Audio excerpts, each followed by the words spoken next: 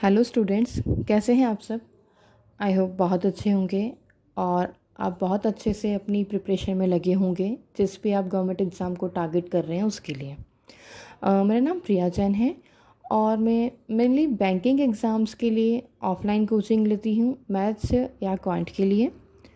तो आज मैंने अपना एक नया यूट्यूब चैनल बनाया है। इसका मेरा मेन मोटिव यही है कि आने वाला जो आपका नेक्स्ट ईयर है 2023, इसमें आने वाले जितने भी बैंकिंग एग्ज़ाम्स हैं उसको हम टारगेट कर सकें।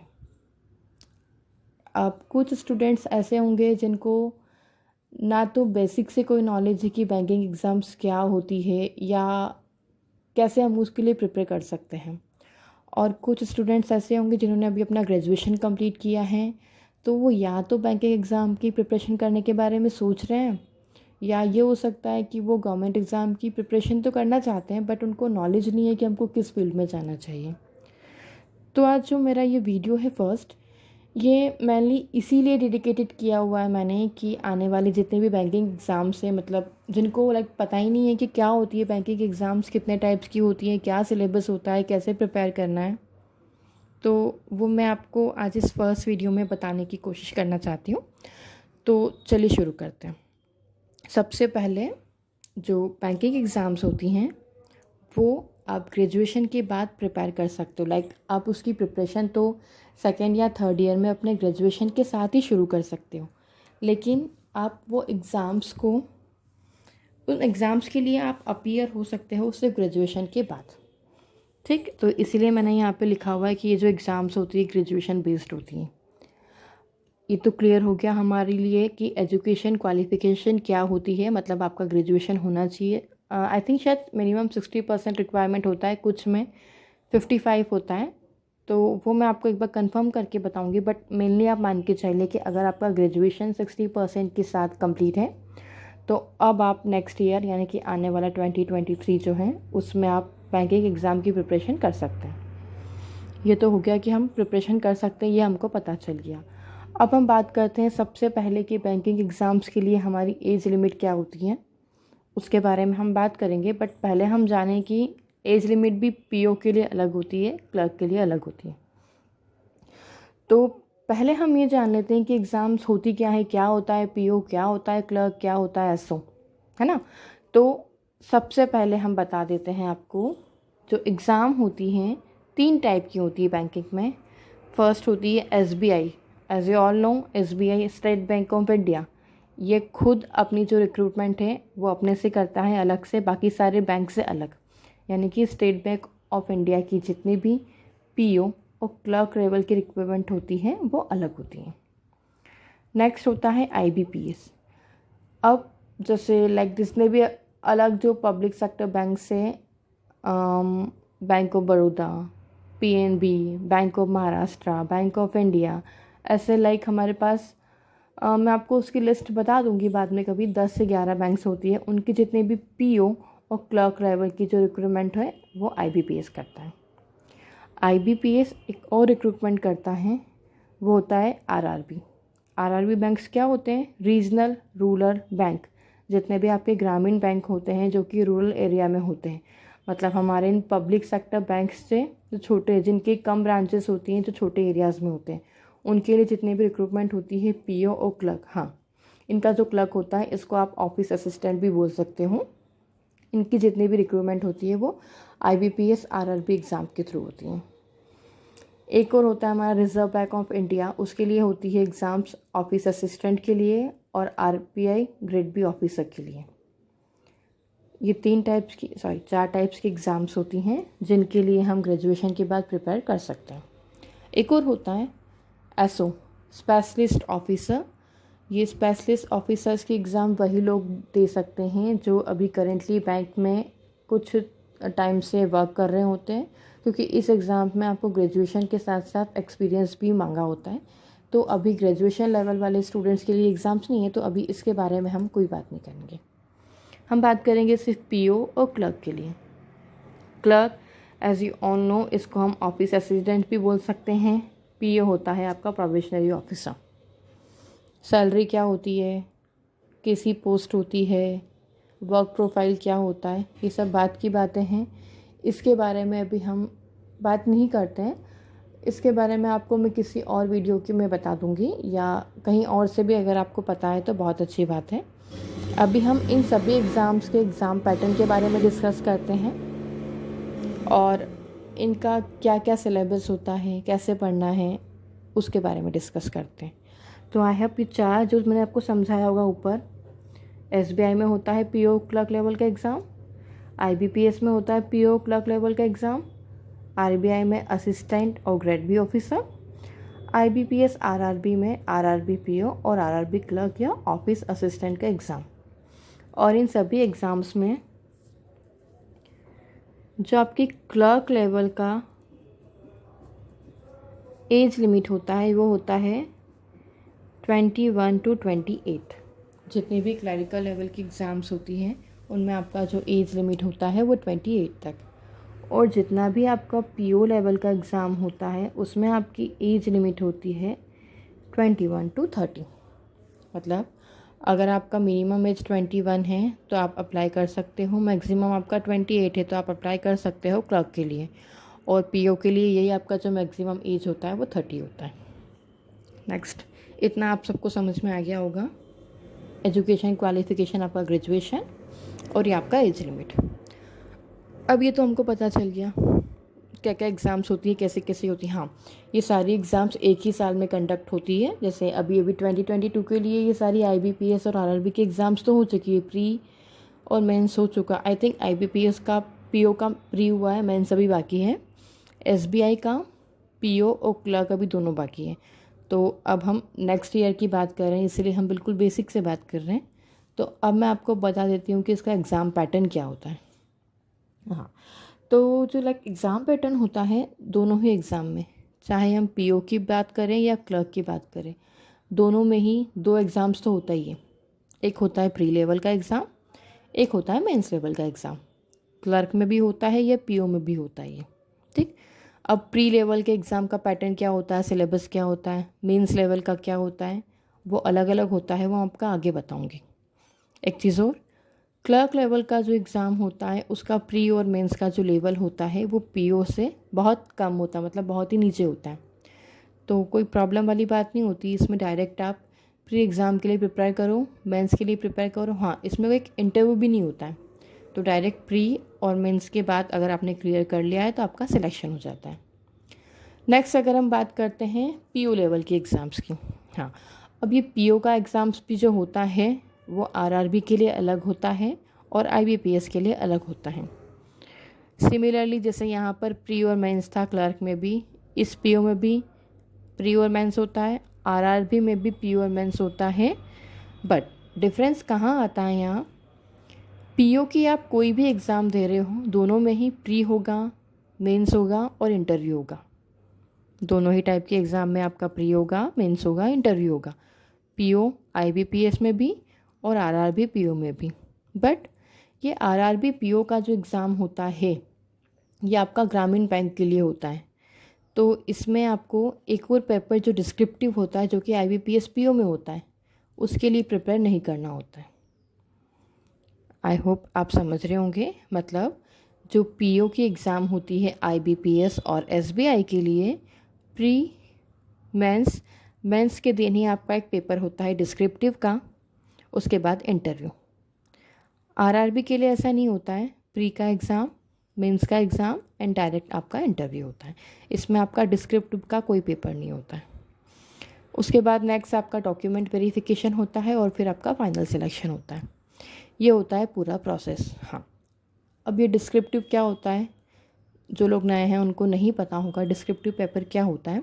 तो आईबीपीएस और आपका एसबीआई जो होता है वो पीओ एस्पायरेंट्स के लिए डिस्क्रिप्टिव का पेपर कंडक्ट करता है।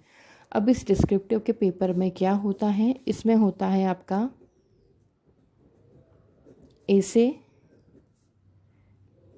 Plus letter writing.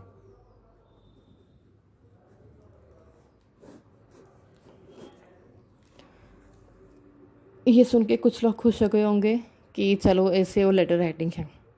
नॉर्मली जैसा हम 11th 12th या हायर सेकेंडरी में हमने ऐसे लिखते थे एग्ज़ाम्स में इंग्लिश के, लेटर राइटिंग लिखते थे, ये सब कुछ वैसे ही होता है, बस उस टाइम पे हम ये सब लिखते थे ऑफलाइन, यहाँ होता है ऑनलाइन। ये आपको कंप्यूटर पे टाइप करना होता है। कैसे होता है, क्या होता है, इसके बारे में हम आगे बात करेंगे, बट हाँ इतना आप समझ लो कि इसमें आपको डिस्क्रिप्टिव का पेपर भी होता है, हाँ, और इंग्लिश में होता है ये। और यहाँ पे आरआरबी में आपके पास ऑप्शन होता है कि जो मेंस का एग्ज़ाम होता है, यहाँ पे आप इंग्लिश और हिंदी में से कोई सा भी एक सब्जेक्ट चूज़ कर सकते हो। हिंदी और इंग्लिश में से कोई सा भी एक सब्जेक्ट चूज़ कर सकते हो। बट आपका ये जो IBPS PO और SBI PO होता है या क्लर्क होता है, इसमें प्री में और मेंस में दोनों में ही इंग्लिश सब्जेक्ट होता है, हिंदी चूज़ करने का कोई भी ऑप्शन नहीं होता है। तो आपको समझ में आ गई होगी मेरी बात। PO और क्लर्क लेवल का जो एग्ज़ाम्स होता है वो इंग्लिश में होता है। हाँ, जो सब्जेक्ट होते हैं आपके इंग्लिश के अलावा दूसरे, वो क्वेश्चंस आपको हिंदी में मिल सकते हैं, बट आप सब्जेक्ट अलग से इंग्लिश के अलावा हिंदी चूज़ नहीं कर सकते। बट आरआरबी में आपके पास ऐसा ऑप्शन होता है। इतना आई होप आप सबको क्लियर हो गया होगा। अब हम बात करते हैं इनके एग्ज़ाम पैटर्न के बारे में, सिलेबस क्या होता है वो देखते हैं अब हम।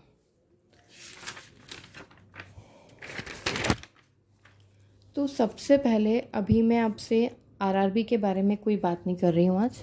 अभी हम बात करेंगे IBPS PO, IBPS clerk, SBI PO, SBI clerk, इनके pre, mains, descriptive and interview. तो सबसे पहले हम बात करते हैं प्री एग्ज़ाम के बारे में, और प्री एग्ज़ाम भी हम बात कर रहे हैं अभी IBPS, SBI, PO और क्लर्क सब के बारे में।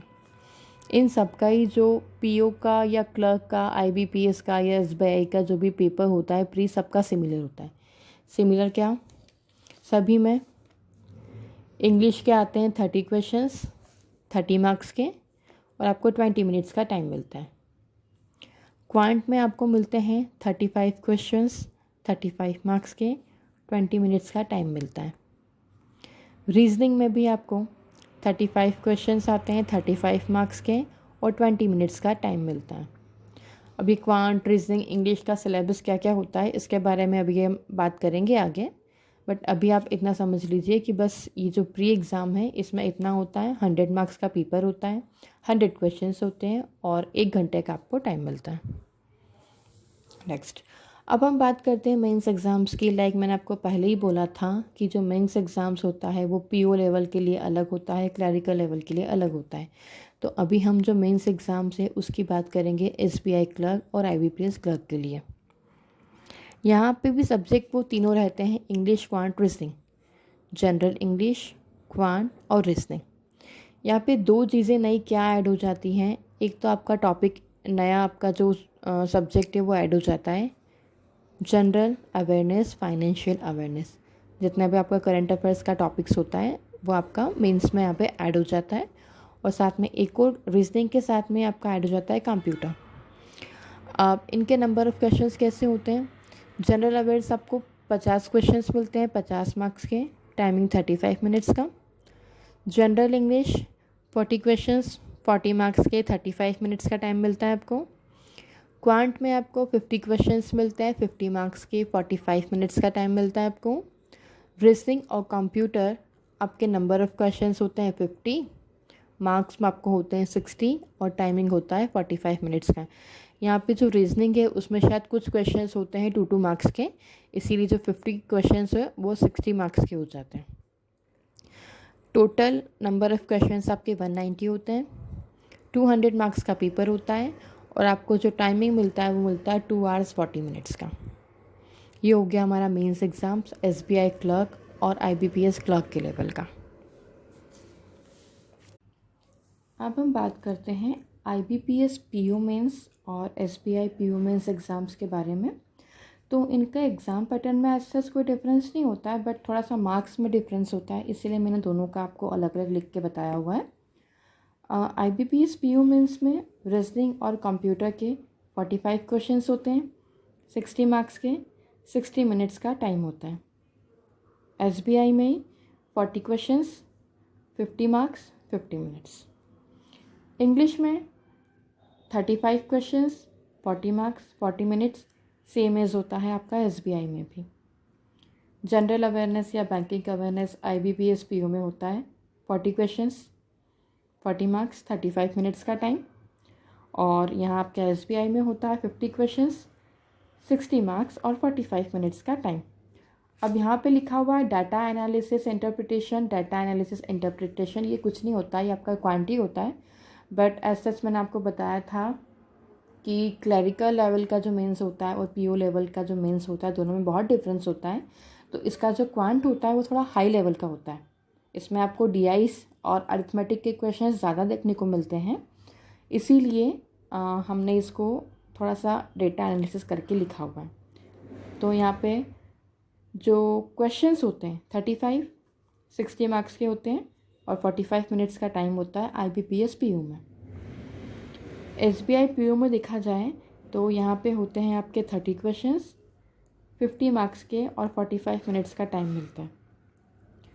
इनमें ही आपका इन क्वेश्चंस इन सब्जेक्ट के साथ में ही आपका एक डिस्क्रिप्टिव का पेपर भी होता है, जो मैंने आपको बताया था। उसमें आपका होता है लेटर और ऐसे राइटिंग का। 2 क्वेश्चंस होते हैं आपको, दोनों में ही शायद और में मिलता है। एक आपको लेटर लिखना होता है, एक आपको ऐसे लिखना होता है। आपको जो मार्क्स मिलते हैं वो 25 मार्क्स का होता है और आपका जो टाइमिंग होता है वो 30 मिनट्स का होता है। तो बस यही होता है प्री और मेंस का टॉपिक। आई होप आपको इतना समझ में आ गया होगा। अब आपका जो बच रहा है अब एग्ज़ाम पैटर्न RRB PO और RRB क्लर्क के लिए प्री और मेंस दोनों का ही बाकी है ना, तो वो मैं आपको नेक्स्ट वीडियो में बता दूंगी। और बाकी जो IBPS PO क्लर्क और SBI PO क्लर्क के एग्ज़ाम से रिलेटेड जो भी होता है सिलेबस से रिलेटेड, वो भी मैं आपको नेक्स्ट वीडियो में बता दूंगी। बाकी एग्ज़ाम पैटर्न तो आई होप मैं सब कुछ डिस्कस कर चुकी हूँ। फिर भी अगर आपको लगता है कोई डाउट हो या कुछ मैंने छोड़ दिया हो तो आप मुझे कमेंट में बता सकते हैं। नेक्स्ट वीडियो में अब आपको मैं क्वांट का सिलेबस पूरा बताऊंगी। क्वांट को लेके हमारी स्ट्रैटेजी क्या होनी चाहिए, कैसे हमको शुरू करना है बेसिक से लेके एडवांस तक, वो पूरा बताऊंगी। और साथ में हम डिस्कस करेंगे RRB PO और क्लर्क का जो भी एग्ज़ाम पैटर्न होता है अपने प्री एग्ज़ाम्स के लिए, मेंस एग्ज़ाम्स के लिए और इंटरव्यू के लिए।